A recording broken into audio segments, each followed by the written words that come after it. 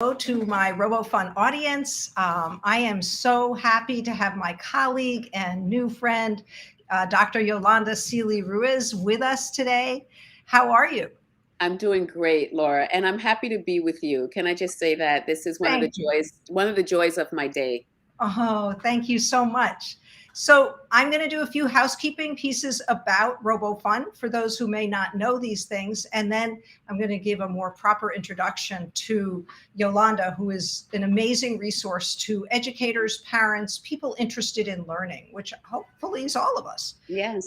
Okay. For those of you new, Robofun is a facility on 102nd and Broadway where we offer classes for kids in coding, robotics, animation, stop motion animation, and Minecraft and circuitry. We have programs for 3 to 13-year-olds. Go to robofun.org to find out more. And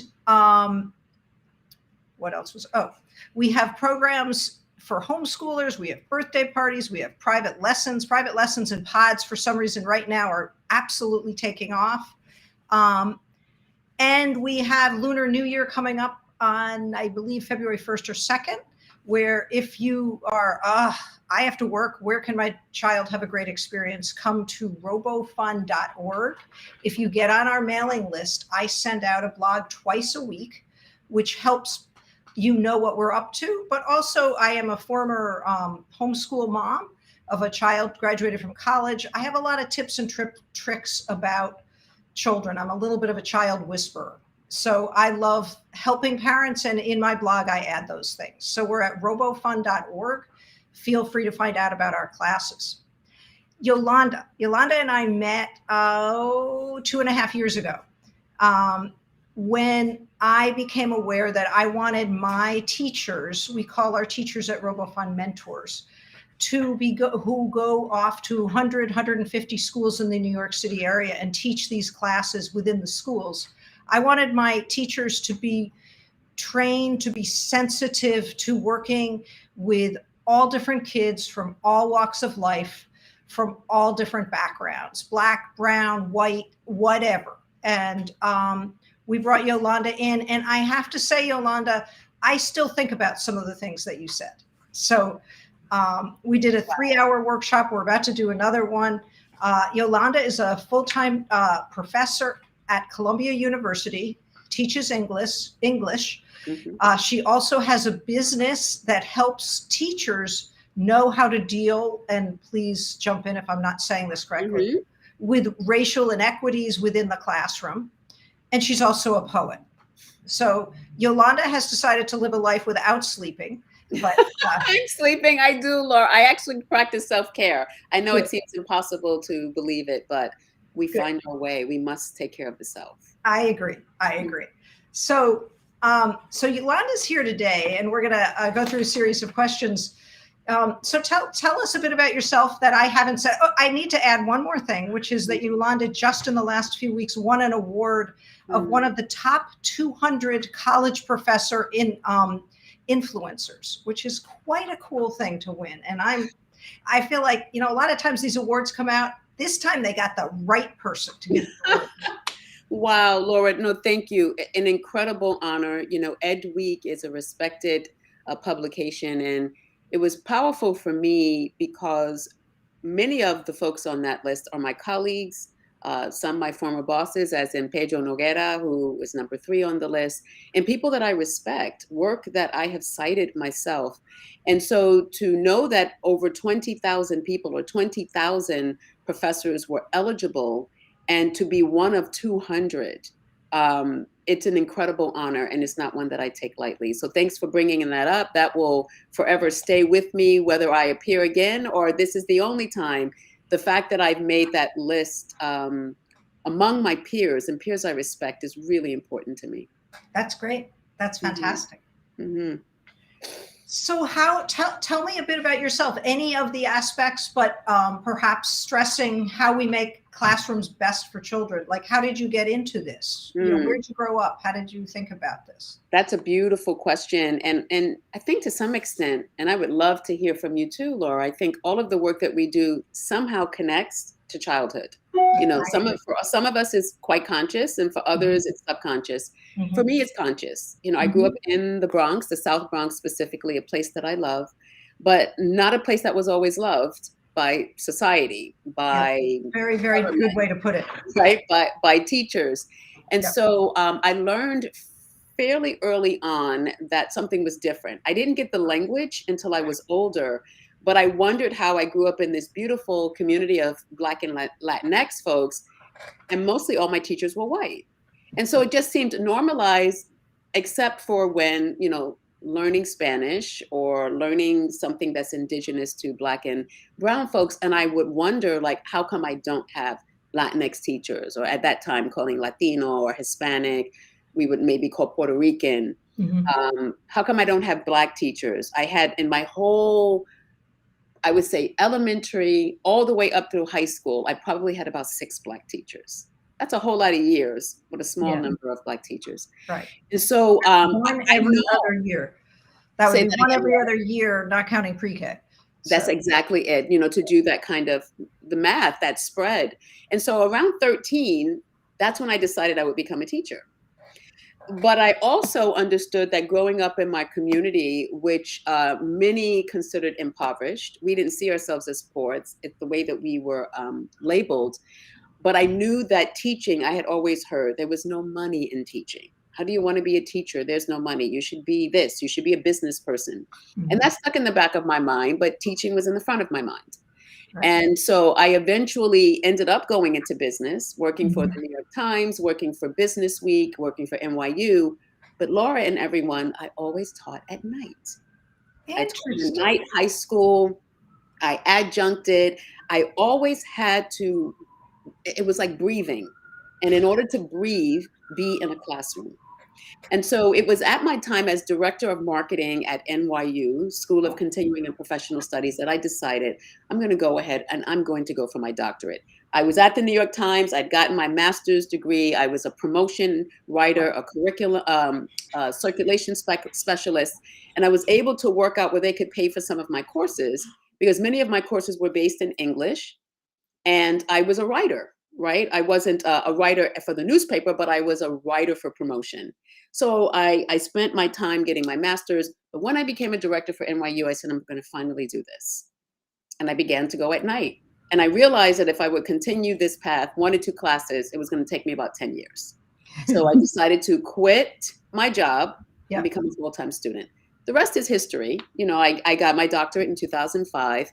From NYU or from Columbia? From NYU. Okay. I got my master's from Columbia. Okay. And your doctorate was in English? English, you know, it was in curriculum, media studies, and English education. Okay. Right?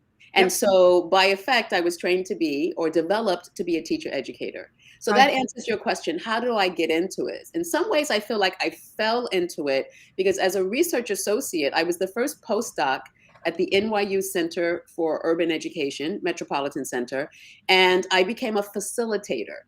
This is really how I began to get into it. I had this teacher education degree, but I became a facilitator, working with districts really to try to declassify their students from special education who did not belong there.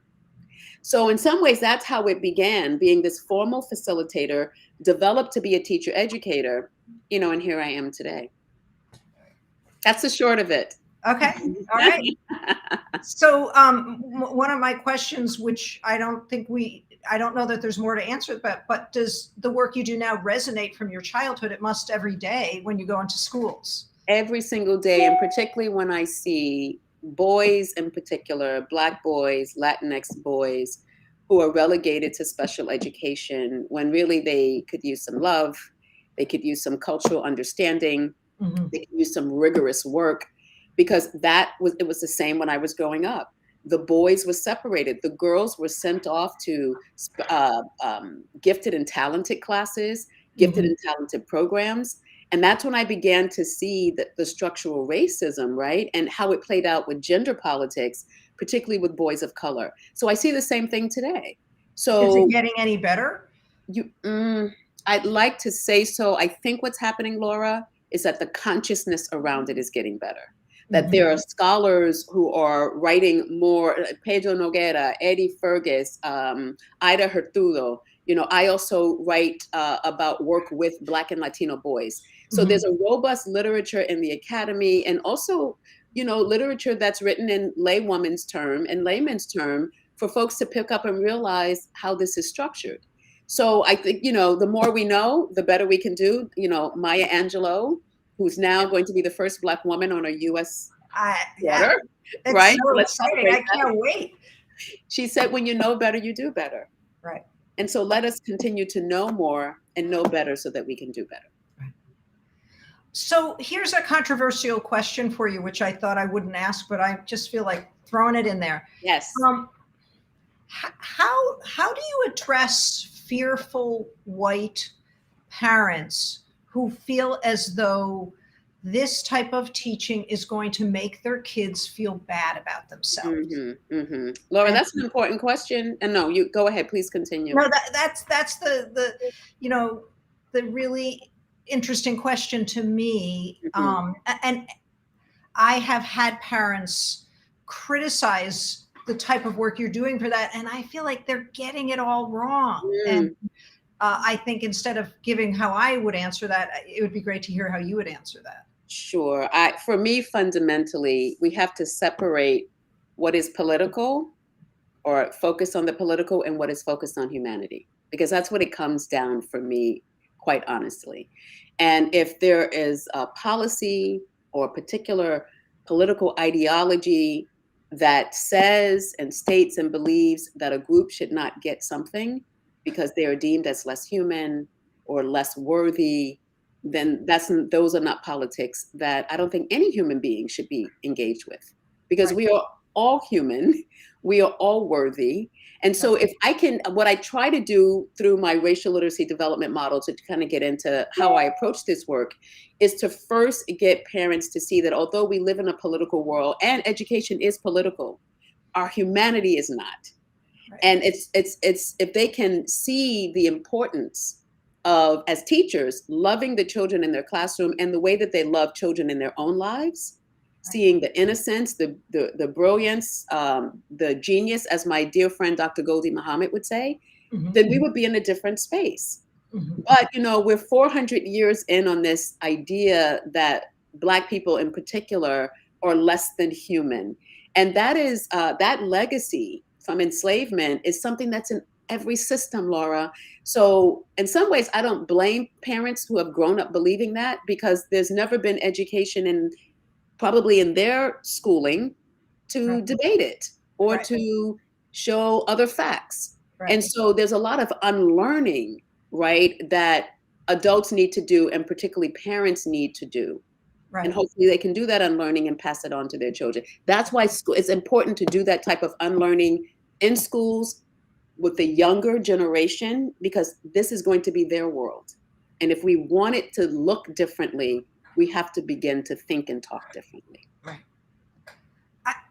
My way of addressing that question and what you've just said is so beautiful and so helpful, is that I often feel as though when that question is being asked, it's based on a scarcity model. Yes, Laura. Not on that. I mean, I think what you've come to is something I deeply believe, which is at the heart of teaching is love. And at the heart of parenting is love, and there's enough for all of us. And so it's not like by teaching terrible things that have happened, this is going to diminish certain people. It's just going to help everyone know what happened in the past. And Laura, thank you for bringing that up. I'd like to just bring in a recently departed ancestor, Bell Hooks. Brilliant. And Bell Hooks once said that the beginning of love is truth. So we have to, I think, I do see education as an act of love, an act of liberation. We have to be comfortable with the discomfort of some of the facts of what the country has done. And not just US, it's global. But if I'm just keeping it here with us. Even if someone goes to a therapist, let's just say, before the therapist can engage you in your healing, you have to tell some truths about your past. in order for that therapist to try to make some connections and say, oh, okay, this is where this comes from. This may be helpful. How can we just continue to throw out solutions or what we think are solutions without really dealing with the root of the issue? Right. And that's something very basic. Like, let's say, when we talk about special education and this idea of disproportionality, right? Like, why are so many Black and brown kids in special ed and they shouldn't be? Well, there's this thing called root cause. And it says you have to get at the root. What are some of the policies in the schools? Well, if the policies are zero tolerance that lead towards the suspension of Black and brown children mostly, then you're going to get the disproportionate numbers. So dealing with truth is a must if we're going to move forward. Mm-hmm. Mm-hmm. So when you run your workshops for teachers, for schools, for educators, are you feeling like, what kind of feedback do you get during them? Because this is not an easy process for any of us. And it brings up a tremendous amount, for me at least, of guilt for things I didn't even do. Right. Right. And yeah, there's also a little defensiveness because I didn't do it, and I'm just wondering how does it work when you work with a school or do you always work with schools? Do you work with groups of parents who are I work with schools, I work with PTAs, I work with corporations, university colleges, because race, racism, homophobia, all of these isms and phobias impacts all of us in every possible sphere of our lives. So whether that's in a corporation or in a school. And Laura, you're right. It not only is there defensiveness that folks have to work through, but there's also incredible fear. And it goes back to what you said, this idea of scarcity. Well, if I'm really thinking about equity for everyone, what does that mean for my own kids? Or even if your kids are grown and they've moved on, what does it mean for like my generational legacy? Or the children that look like me that come behind me. So it is that mindset. And so the way that I approach it is, first of all, it's through culturally responsive education, a lot of what I do, but it's racial literacy development. And both are a habit of the heart and a habit of the mind. It's an issue of the heart and it's an issue of the mind. And one of the components in the racial literacy development model that I work through is this component called historical literacy. That we have to deal and get into the weeds of history so that we can understand our present and be able to pivot and make a turn for the future. So there's no way to get around it. We have to deal with the history. And for some, that is going to provoke defensiveness. It's going to provoke fear.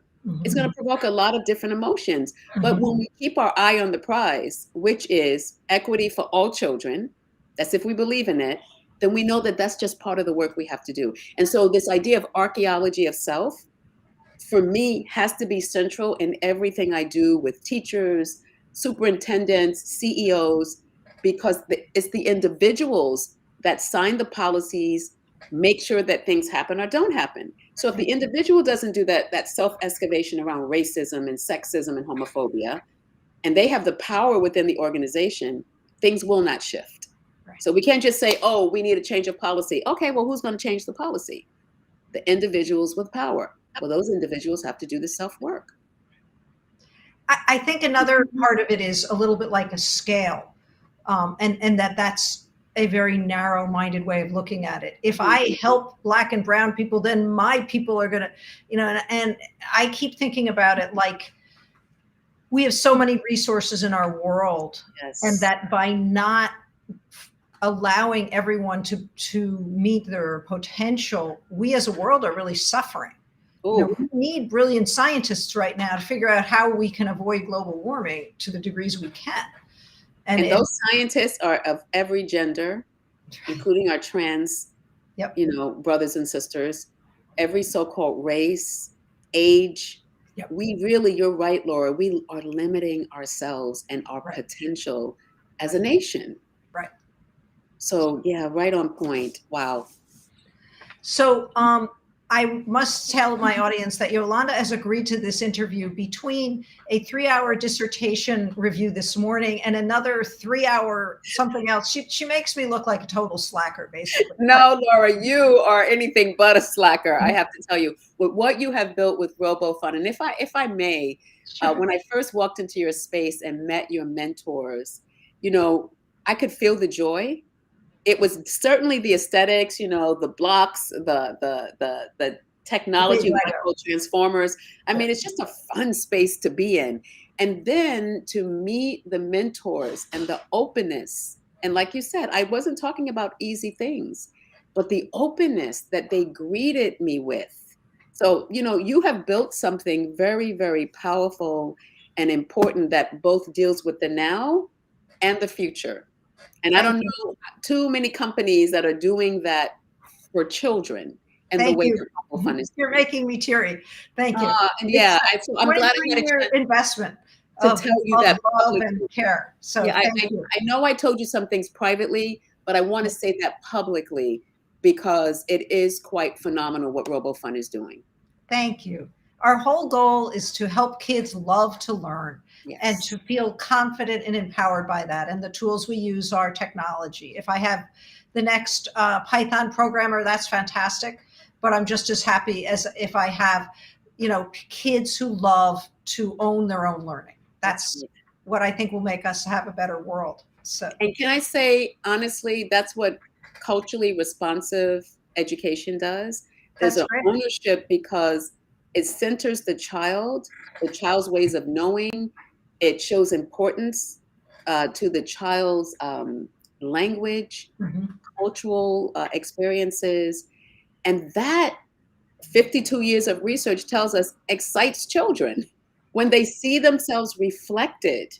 Yeah. And this is really what this is all about. When they talk about equity, is equity of representation, is equity of feeling like you belong. You know, that's really what, not to minimize the incredible research, but that's really what culturally responsive education, equity education is saying. And it's in a historical context to know that historically that has not been the case for all children. So we're saying, come on, let's do this. That's really what CRE is. Okay, I'm putting your website up for people to learn more. And I have 2 more questions for you. Yes. Tell us a little bit about your writing. And hello, Cassandra. It's great to have you join us. So, hello, Cassandra. It's great to have you join us. And Brandon is there. Thank you. Well, I am working on something right now. I'm working on a 3rd poetry book, which is a memoir in verse. That is talking about my experience of growing up in the Bronx. So I'm excited about that. It's probably a year or 2 or 3 in the making, but I started last August and I'm about 25 poems in. I continue to be grateful, Laura, for those who read Love from the Vortex, an independently published book that has sold almost 10,000 copies since March 2020. Phenomenal, wow. I think, right? Wow, that's fantastic. It's amazing. And then the Peace Chronicles, which is the follow-up to Love from the Vortex. It came out in July, and it's not always about sales, but for me, sales means that it's potential healing going on because the book is in someone's hands. That's and there's been I would say about 2,000 copies that have been sold so far. And so I wrote these 2 books to heal myself and decided to go public with them. They're very personal, very vulnerable, with the intent of hoping to heal others. And that really is how I see my work as well, Laura. Everything that I do, whether it's poetry or whether it's racial literacy development workshops, it is about the healing that we need to do within from the trauma of racism, classism, and so forth, the healing that needs to happen in schools for teachers, as well as children and administrators for the system that we all live under. So for me, it is squared in love and healing. That is at the root of it. And of course, we have to tell some truth in order to get there. Yep. Now, on that note, I think we're going to close, but I have one question that's a surprise question for you. Okay, I like surprises, Laura. I know. I knew I could throw one at you. What are you reading or listening to that's really meaningful to you right now? Oh my gosh, this is such a beautiful question because, I just started my semester. And so I always read everything that is on my syllabus. Even if I've read it before, Yep. I read it again. But it is no surprise, probably since the passing of Bell Hooks, I have been revisiting her work. And it's probably no surprise based on what I've said today that I'm rereading All About Love. And this is probably my third time engaging with the book, and I read it differently every time. I started on chapter 2 this time, because a lot of the work that I tend to be doing in schools is talking about social emotional learning and Mhm. connected to trauma informed education as well as healing centered education. And so in chapter 2 of All About Love, she talks a lot about childhood trauma, what love looks like, and what it doesn't look like for children. So thank you for that question.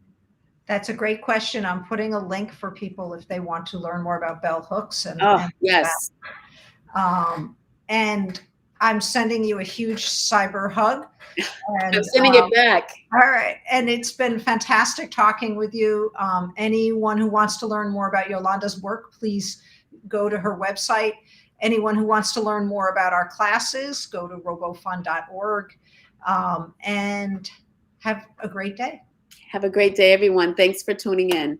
Thank you so much. Thanks, Laura. You're Continued more than success with welcome.